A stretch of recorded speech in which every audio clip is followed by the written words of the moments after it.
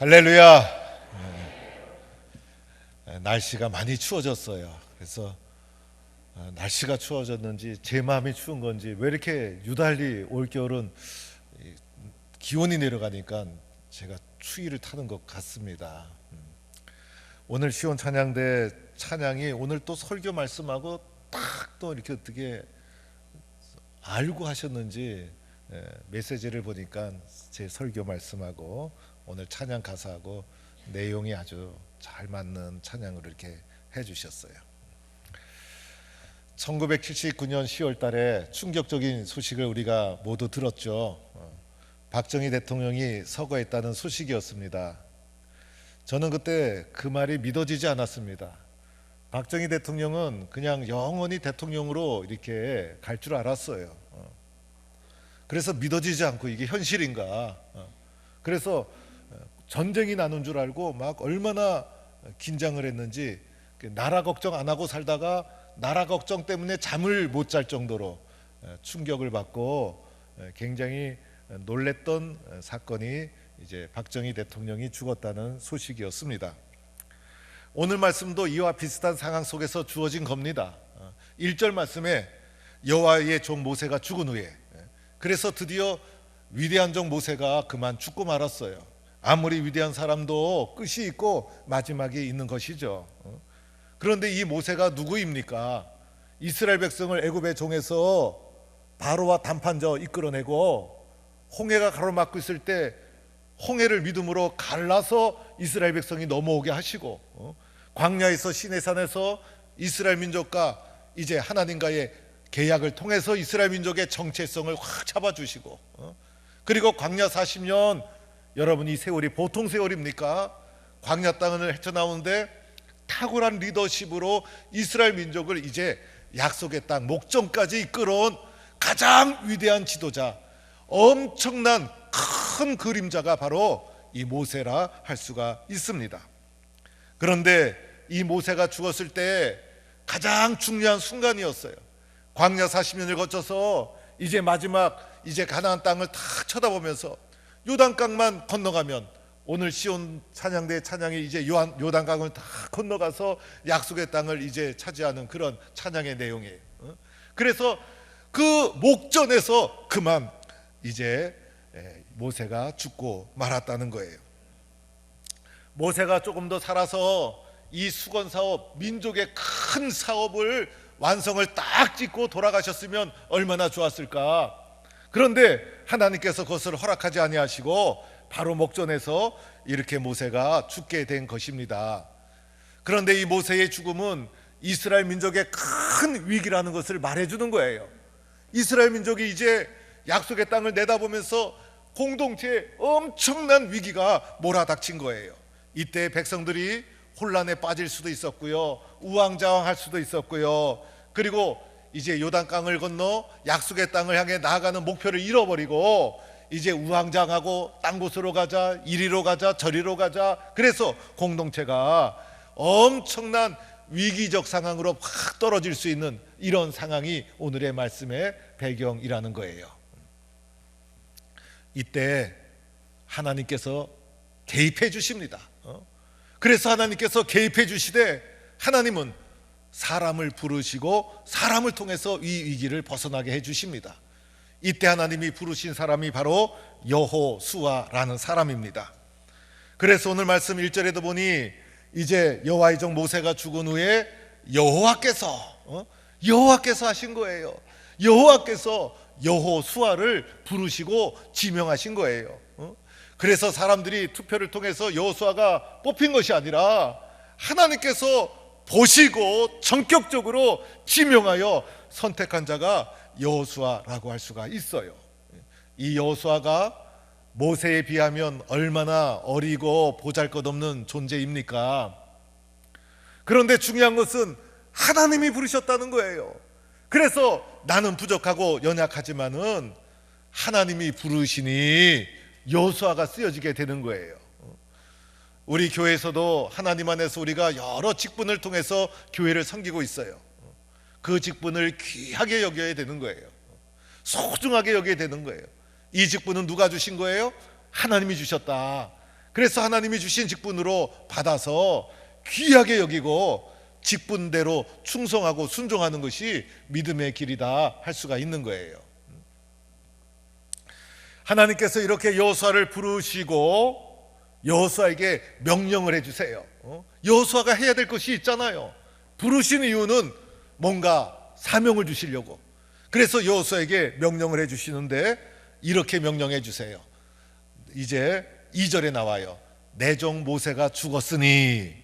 모세가 죽었다는 것을 현실을 인정해야 돼요. 모세가 아무리 위대했어도 모세가 죽었다는 현실을 다 인정하고 이제 너는 이 모든 백성과 더불어 일어나. 이제 슬픔과 좌절과 절망의 자리에 있지 말고 백성과 함께 다 일어나서 요단을 건너 내가 그들 곧 이스라엘 자손에게 주는 땅으로 가라. 이게 하나님의 명령이에요.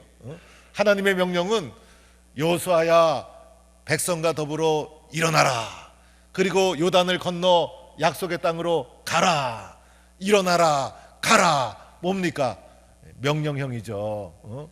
이 명령은 우리가 어떻게 됩니까? 순종해야 되는 거예요. 모세가 죽었다고 중단하지 말고 모세가 죽었다고 그것이 변경돼서도 안 된다는 거예요. 하나님이 주신 사명은 모세의 죽고 사는 것과 관계없이 계속되는 거예요. 그래서 여호수아야 백성과 더불어 일어나라. 그리고 백성들을 이끌고 요단강을 건너 가라. 이렇게 명령을 해 주시고 있다는 거예요. 명령은 받았지만 이 명령 진행하기가 얼마나 어려워요. 그렇죠 여러분. 일어나 가라. 우리가 일어나서 가까운 데 가는 거면 쉽게 움직일 수 있지만은 민족을 이끌고 요단을 건너 약속의 땅으로 진격해가는 이 엄청난 일이 얼마나 어려워요. 말은 쉽지만은. 그래서 하나님께서 여호수아에게 명령해 주신 후에 또 약속해 주신 것이 있어요. 명령을 진행할 수 있도록 약속해 주신 것이 있어요. 그 약속이 뭐냐 하면요, 오늘 이제 말씀 3절에 나와요. 이렇게 나옵니다. 내가 모세에게 말한 바와 같이 너희 발바닥으로 밟는 곳은 모두 내가 너희에게 주었으니. 야, 하나님께서 약속해 주시는데 여호수아야 순종해서 일어나 가면 내가 발바닥으로 밟는 그 모든 것을, 모세에게 약속한 그 모든 것을 내가 너에게 주었노니. 여호수아는 지금 가지 않았어요. 그런데 이미 하나님은 주었다라고 완료형으로 말씀하고 있어요. 이미 하나님이 다 주셨어요. 우리는 순종해서 가기만 하면 되는 거예요. 이 약속을 볼 수 있도록 여호수아에게 약속해 주시는 거예요. 또 4절에도 보니까 너희 영토가 되리라. 6절에도 보니까 그들에게 주리라 한 땅을 이 백성이 차지하게 하리라. 그래서 그 땅의 크기도 오늘 구체적으로 말씀해 주세요. 광야와 레바논의 또 유브라데 강, 온 땅 해지는 쪽 대해까지 이 모든 영토가 너희에게 주리라. 얼마나 하나님의 약속이 든든하게 만들어 주는지. 그런데 약속이 그것뿐만이 아니었어요. 이런 약속도 해주세요. 여호수아야 내가 어디로 가든지 내가 너와 함께 하겠다. 그래서 5절에도 보니까요, 내 평생에 너를 능히 당할 자가 없으리니 내가 모세와 함께 있었던 것 같이 너와 함께 있을 것이다. 임마누엘의 하나님, 하나님이 나와 함께 있다는 것, 이것보다 더 든든한 약속이 어디 있겠어요. 9절에도 보니까 이렇게 약속해 주세요. 내가 어디로 가든지 내 하나님 여호와가 너와 함께 하느니라. 하나님이 함께 하신다. 하나님이 함께 하시는데 두려울 것이 어디 있어요. 하나님이 함께 하시는데 이기지 못할 것이 어디 있겠어요. 여호수아는요, 광야 40년 동안 하나님이 함께 하시며 역경을 헤치고 기적적인 방법으로 광야를 이끌어 오셨던 모세의 모습을 다 보았어요. 그런데 모세가 죽고 나니까 나는 힘도 없는데, 나는 어린 사람인데, 근데 하나님이 여호수아에게 여호수아야 모세를 보지 않았느냐, 모세와 함께 있었던 것처럼 내가 어디로 가든지 내가 너와 함께 하겠다. 하나님이 함께 하시면요, 두려울 것이 어디에 있겠어요? 누가 우리를 대적할 수 있겠어요? 그런데 오늘 이 말씀을 들으면서 우리들은요, 이 말씀을 하나님이 여호수아에게 주셨구나, 이렇게 듣기만 해서는 안 되는 거예요. 여호수아에게 주셨지만은 또한 오늘 위기의 때를 살아가는 우리들, 여러분, 우리의 삶이 얼마나 위기의 연속입니까? 끊임없이 우리들은 위기 속에 살아가요. 위기가 한 번도 없었을 때가 없었어요. 이 위기의 때를 살아가는 우리들에게 하나님께서 여호수아를 지명하여 부르듯이 오늘 이 자리에 있는 우리 모두를 하나님이 지명하여 부르셔서 우리들에게 일어나 가라, 그리고 너희가 밟는 그 모든 것을 내가 너에게 주었다, 그리고 중요한 약속, 내가 어디로 가든지 항상 내가 너와 함께 하겠다, 이렇게 약속해 주시는, 나에게 주시는 말씀으로 아멘하고 받아서 하나님의 약속의 말씀을 단단히 붙잡고 나는 어디로 가든지 주님이 함께 하신다, 주님은 나를 도와주신다, 이런 믿음을 가지고 우리는 여호수아처럼 용기를 가지고 일어나는 하나님의 사람이 되기를 축원합니다.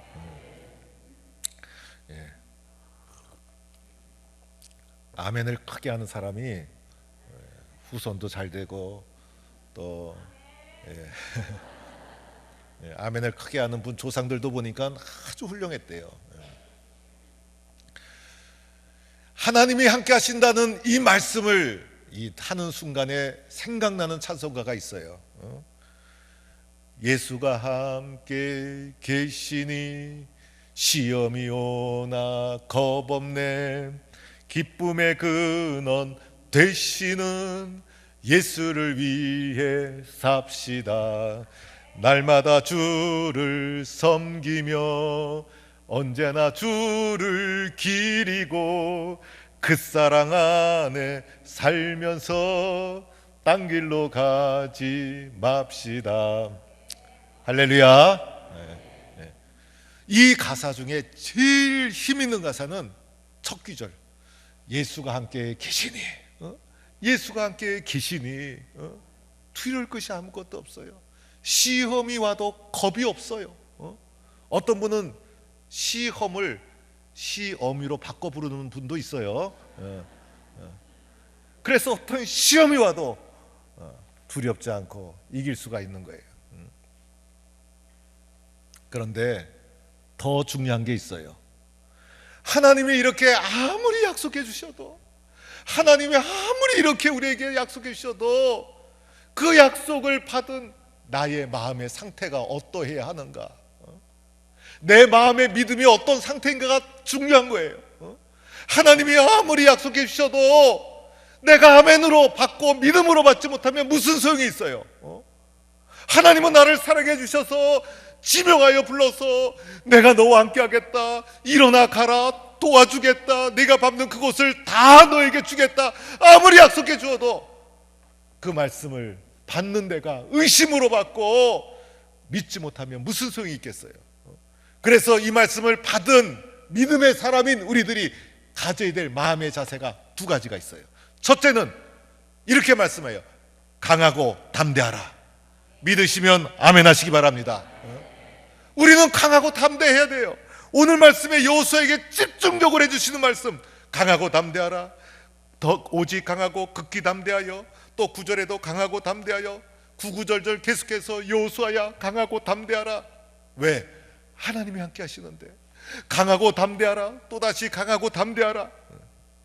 여러분, 믿음의 길을 걸어가는 우리들의 마음이 쉽게 흔들리고 변질되고 무너지면 어떡하겠어요?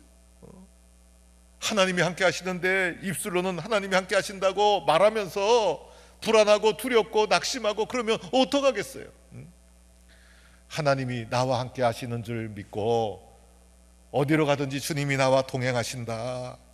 하나님은 내가 가는 곳마다 하나님은 함께 하신다. 믿음을 가지고 강하고 담대한 마음으로 내 마음을 무장하는 거예요. 마귀는요, 우리의 마음을 얼마나 흔드는지 몰라요. 우리의 마음이 강한 듯 하지만은 우리의 마음은 원래는 약해요. 그래서 쉽게 무너지는 것이 사람의 마음. 그래서 사건 사고가 일어나면 나도 사건 사고 일어나지 않을까 두렵고 염려가 되고, 그리고 이상한 말 들으면 마음이 무너지고 시기 질투가 올라오고 안 되는구나 부정적인 생각이 들어오고,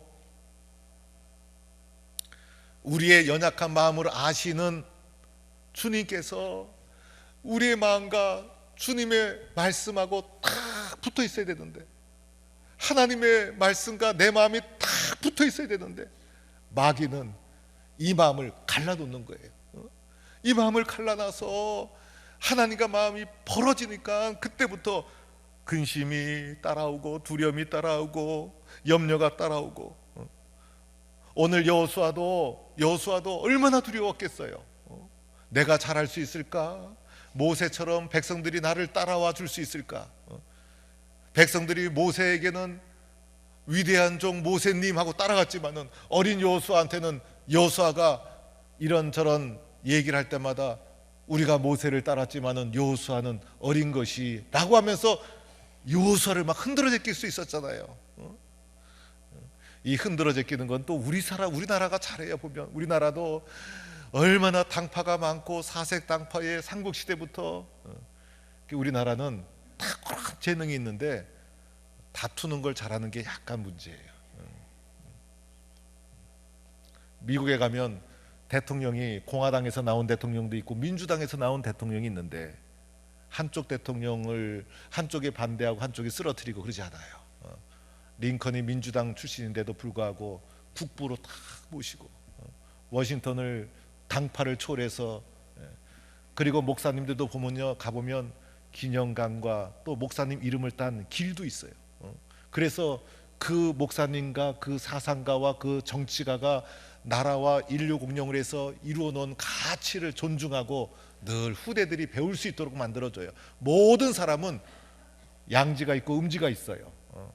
그런데 가급적이면 양지, 좋은 것을, 그 사람이 가졌던 훌륭한 가치를 잘 받쳐줘요. 그래야 세상이 밝아지고 우리도 좋은 것을 배우게 되어 있는 거예요. 오늘 여호수아가 처한 상황을 아시고 하나님은 강하고 담대하라. 오늘 여호수아가 주신 이 말씀을 나에게 주신 말씀으로 믿고 우리도 강하고 담대하게 믿음으로 나아가는 성도가 되기를 축원합니다. 두 번째가 있어요. 두 번째는요, 첫 번째보다 더 중요할 수 있어요. 두 번째 주신 말씀은요, 하나님 말씀에 순종하라는 거예요. 그렇죠, 여러분. 우리 인간의 마음이 강하고 담대한 마음을 가진다고 해서 가져지는 게 아니에요. 그래서 강한 사람 같은데 어느 날 보니까 쓰러져요. 엄청난 담대한 사람인데 보니까 그 사람이 병에 걸렸어. 마음의 병이. 그래서 인간의 마음은 내가 어떻게 할 수가 없어. 그래서 강하고 담대한 마음을 가지기 위해서 내 마음에 하나님의 말씀이 채워져야 하는 거예요. 그래서 오늘 7절에 나의 종 모세가 내게 명령한 그 율법을 다 지켜 행하고, 우리에게 적용하면 말씀을 다 지켜 행하고 말씀대로 순종하고, 우리들은요 말씀을 내 뜻대로 또는 적당히 믿는 게 아니에요. 하나님을 믿어도 100% 온전하게 오직 하나님 한 분만 바라보며 믿음으로 순종하는 게 믿음의 길이라 할 수가 있어요. 그리고 좌로나 우로나 치우치지 말라고 했죠. 이게 뭡니까? 세상의 이념이나 사상이나 문화를 가지고 하나님의 말씀을 흔들지 말라는 거예요. 그리고 이렇게도 말하죠. 8절에 이 율법책을 내 입에서 떠나지 말게 하며. 입에서 떠나지 말라는 건 뭐예요? 입만 열었다면 말씀이 나오고, 입만 열었다면 말씀을 읽고, 입만 열었다면 말씀을 암송하고. 그래서 우리의 입이 무엇이 나오는가? 하나님의 말씀을 즐거워하고 하나님의 말씀을 사모하고 하나님의 말씀을 읽고 하나님의 말씀이 입에서 끊임없이 반복되어 나오고, 그리고 나서 이어지는 말씀, 주야로 그것을 묵상하여. 말씀을 읽어야 묵상이 되지 않겠어요? 그래서 묵상을 통해서 말씀을 내 마음속에 깊이 저축하고 깊이 새기고 마음판에 또 새기고 또 새기고, 그리고 나서 마지막에 그 안에 기록된 대로 다 지켜 행하라. 그렇게 하면 삶으로 순종하는 역사가 일어나는 거예요. 그렇죠, 여러분. 그래서 삶으로 순종하는 것을 의지로 되는 게 아니에요. 입술로 반복하고 마음으로 새겨서 삶으로 자연스럽게 하나님의 말씀에 순종하는 자가 되어라. 그러면 어떻게 될까요? 어떻게 될까요? 하나님께서 내 마음을 강하고 담대하게 지켜주는 거예요. 내 마음에 강하고 담대함은 하나님의 말씀에 뿌리가 있다는 것입니다. 내 생각대로 살면요, 내 생각대로 살아왔듯이 내 생각대로 살아가다가 후회와 낙심 속에 인생이 끝나는 거예요. 그런데 내 생각은 이러하지만은 하나님의 말씀을 읽고 묵상하다 보니까 하나님의 말씀과 내 생각이 대척점에서, 그럴 때 말씀으로 나를 탁 쳐서 하나님의 말씀에 순종할 때 뭐가 일어날까요? 변화와 사건과 역사가 일어나는 거예요. 그렇죠, 여러분.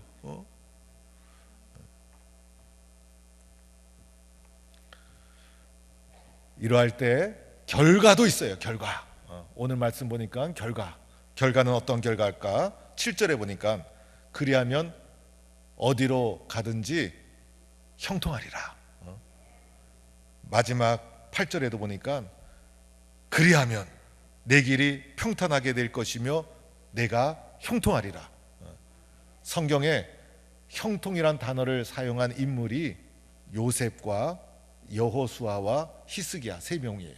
형통이란 단어가 많이 사용된 것 같은데 이 세 사람에게만 형통이란 단어가 적용이 탁 되었는데, 이 세 사람 다 어떤 사람이에요? 엄청난 고난을 통과한 사람이에요.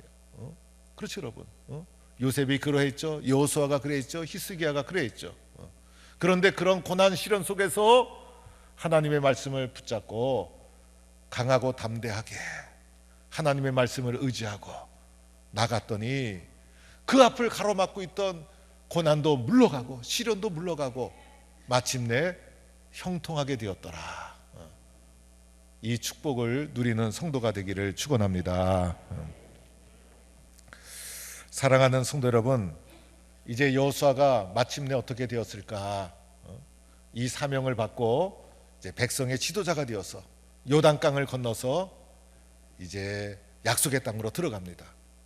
견고한 성 여리고성을 함락시키고 아이성도 함락시키고 정복 전쟁을 승리로 이끕니다.